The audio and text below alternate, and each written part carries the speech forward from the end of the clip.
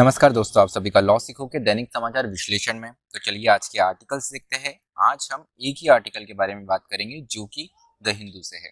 इस आर्टिकल में हम पर्यावरण के बारे में चर्चा करेंगे, साथ ही साथ जो प्रकृति में एक हानि हो रही है, प्रकृति में जो प्रकृति धीरे धीरे खत्म होते हुए जा रही है, एक डिग्रेडेशन हमें देखने को मिल रहा है, उसके बारे में भी हम बात करेंगे। उसके साथ में यूएन की एक रिपोर्ट आई है, उसके बारे में भी चर्चा करेंगे और वैश्विक लेवल पर क्या कदम उठाए जा सकते हैं उनके बारे में भी हम इसमें बात करेंगे। अंत में जैसे आपको पता है न्यूज इन फ्लैश होता है, जिनमें हम उन समाचारों के बारे में चर्चा करते हैं जो कि हमारी परीक्षा के लिए महत्वपूर्ण है। तो चलिए मैं आगे बढ़ूं उससे पहले लॉ सीखो के कुछ कोर्सेज पैकेजेस है, उनमें से एक कोर्स है लॉर्ड ऑफ द कोर्सेज। उसके अलावा भी लॉ सीखो के और भी कुछ कोर्सेस है और हाल ही में हमारा लिमिटेड इंसॉल्वेंसी एग्जामिनेशन, ये एक नया कोर्स आया है। 1 तारीख से ये कोर्स भी शुरू होने वाला है। तो अगर आप इस विषय में रुचि रखते हैं तो इस कोर्स के बारे में जानकारी जरूर लीजिए। तो चलिए आज का एमसीक्यू देखते हैं। वह यह है कि श्रीलंका की बहुसंख्यक समुदाय निम्न में से कौन सा है। आपका ऑप्शन ए है भारतीय तमिल, ऑप्शन बी है श्रीलंकन तमिल, ऑप्शन सी है सिंहलीस या ऑप्शन डी श्रीलंकन मूर। तो श्रीलंका में रहने वाला मूर समुदाय। तो जो भी इन चारों में से आपको उत्तर लगता हो कमेंट बॉक्स में जरूर लिखिएगा।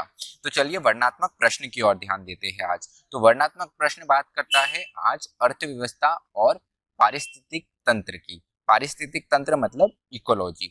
तो इन दोनों में हम कैसे बैलेंस बना के रख सकते हैं और जो कि हमारे सस्टेनेबल ग्रोथ और डेवलपमेंट के लिए, सतत विकास के लिए महत्वपूर्ण है। आपका उत्तर 250 शब्दों में लिख सकते हैं। तो चलिए जो हमारा आर्टिकल है पीस विथ नेचर, कि नेचर को ध्यान रखते हुए हम हमारा डेवलपमेंट यहाँ पर करें। तो कोविड-19 जो था अपने आप में एक बहुत बड़ा चैलेंज था। उसके अलावा यहाँ पर इन्वायरमेंटल क्राइसिस भी हमारे पास में, पर्यावरण से जुड़े हुए हमारे पास में एक क्राइसिस भी अभी आ गए हैं। उनमें 3 मुख्य क्राइसिस है। उनमें से पहला है क्लाइमेट चेंज, जलवायु परिवर्तन। दूसरा है नेचर लॉस, मतलब जो हमारा प्रकृति है उसका हानि होना, उसका क्षीण होना। उसके अलावा pollution of air, soil and water, की हवा, पानी और जो हमारी मृदा है, जो हमारी धरातल है, उसमें होने वाला प्रदूषण। तो चलिए कुछ रिलेवेंट रिपोर्ट है, ये 3 जो मुद्दे हैं इन पर ये रिपोर्ट एड्रेस करती है। तो जो रिलेवेंट रिपोर्ट है उनमें पहली है United Nation Environment Programme UNEP, despite deep in green house gas emission caused by pandemic, world is still headed for global warming of more than 3% this year. तो ये जो पर्टिकुलर रिपोर्ट है यहाँ पे यूनाइटेड नेशन एनवायरनमेंट प्रोग्राम जो है उनका कहना ये है कि ग्रीन हाउस जो गैस होती है उनका एमिशन, उत्सर्जन भले ही कम हुआ है पेंडेमिक के चलते हुए, तो काफी हमारे व्हीकल्स बन रहे हैं, फैक्ट्रीज बन रही, तो उसके चलते एमिशन तो कम हुआ, लेकिन उसके बावजूद भी जो ग्लोबल वार्मिंग है जिससे तापमान जो है वो बढ़ रहा है, ये हमको फिर भी बढ़ते हुए 3 डिग्री तक देखने को मिल सकती है। उसके अलावा दासगुप्ता रिव्यू रिपोर्ट आई है, इनके अनुसार जो प्रति व्यक्ति नेचुरल कैपिटल हमारे पास में था, जो प्रकृति और उसके संसाधन जो प्रति व्यक्ति थे, उसमें भी 40% की घटोती देखने को मिली है पिछले 2 दशकों में। उसके अलावा United nation making piece with nature report, ये बहुत महत्वपूर्ण रिपोर्ट है।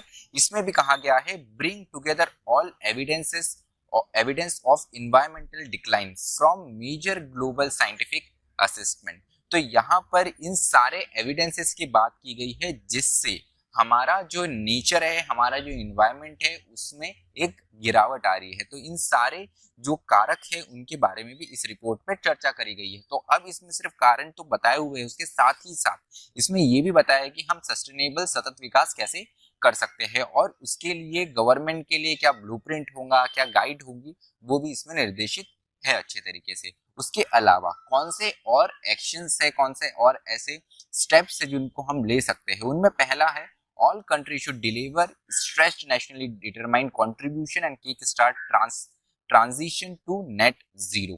तो यहाँ पर नेट जीरो एमिशन की तरफ सारी कंट्रीज को बढ़ना है। यहाँ पर एक सारी कंट्रीज की तरफ से कमिटमेंट होना चाहिए कि जो उत्सर्जन हो रहा है या ग्लोबल वार्मिंग या क्लाइमेट चेंज के जो कारक है उनको हम जीरो पर लेकर आए, खासकर कार्बन एमिशन को। उसके अलावा at climate COP conference of parties government must agree on rules for global carbon trading market. तो यहाँ पर जो कार्बन ट्रेडिंग मार्केट, कुछ दिनों पहले हमने हमारे एडिटोरियल में बात करी थी कार्बन ट्रेडिंग वगैरह क्या होती है, तो इसी के बारे में बात करता है कि एक कॉमन कंसेंसस पर यहाँ पर वैश्विक लेवल पर स्तर पे सारी कंट्रीज को आना जरूरी है।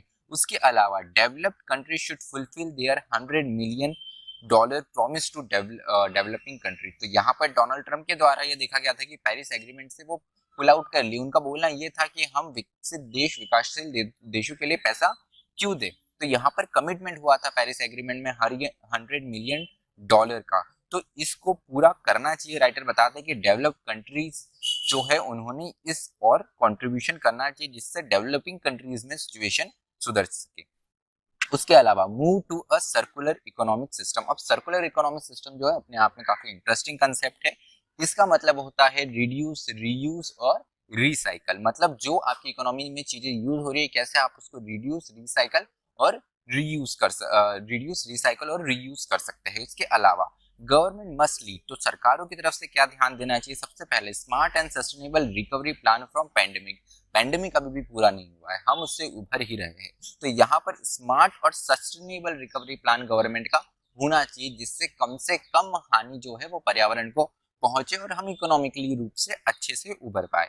उसके अलावा create opportunities for future industries. तो फ्यूचर इंडस्ट्री खासकर ग्रीन इंडस्ट्री जहां से कार्बन एमिशन वगैरह नहीं होता है, ऐसी इंडस्ट्रीज के लिए हम अवसर पैदा कर सकते हैं। उसके अलावा ensure transitions are fair and equitable and citizen get voice. तो इस पूरी प्रोसेस में जहाँ पे हम एक ग्रीन इकोनॉमी की ओर अगर बढ़ते हैं तो ये ट्रांजिशन प्रोसेस में जो सिटीजन है उनकी वॉइस भी बराबर समय पर रेज होती रहनी चाहिए, उनके कंसर्न्स भी एड्रेस किए जाने चाहिए और ये फेयर और इक्विटेबल होने की आवश्यकता है।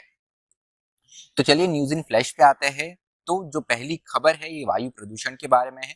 तो as per Greenpeace south east Asia analysis of cost to economy due to air pollution. तो यहाँ पर ये बताया गया है इस पर्टिकुलर संस्थान के द्वारा कि एयर पॉल्यूशन से करीब 54,000, यहाँ पे 54,000 54,000 लोगों की लाइफ गई है दिल्ली में 2020 में। और अगर ग्लोबली देखें तो करीब ये 1,60,000 deaths have been attributed to PM 2.5 in five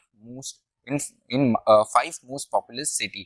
तो यहाँ पर 1,60,000 लोगों की जो टोटल डेथ हमें जो पॉल्यूशन क्रिएट करने वाली सिटीज है उनमें देखने को मिली। अब इनमें कौन कौन सी सिटीज है? दिल्ली, मैक्सिको सिटी, साओ पौलो ये ब्राजील में आती है, शंघाई जो कि चीन में है और टोक्यो जो कि जापान की राजधानी है। तो इन कुछ सिटीज में सबसे ज्यादा पॉल्यूशन हमें देखने को मिलता है। उसके अलावा Hyderabad wins global tree city status. तो जो दूसरी खबर है काफी अच्छी है। एक तरफ हम वायु प्रदूषण देखते हैं तो दूसरी और हमें ये भी खबर सुनने को मिलती है कि हैदराबाद ने यहाँ पर ट्री सिटी स्टेटस पाया है। तो ये जो ट्री स्टेटस है इनको arbor day foundation and FAO द्वारा दिया गया है। उसके अलावा जो तीसरी खबर है ये है रशियन AK-203 राइफल के बारे में।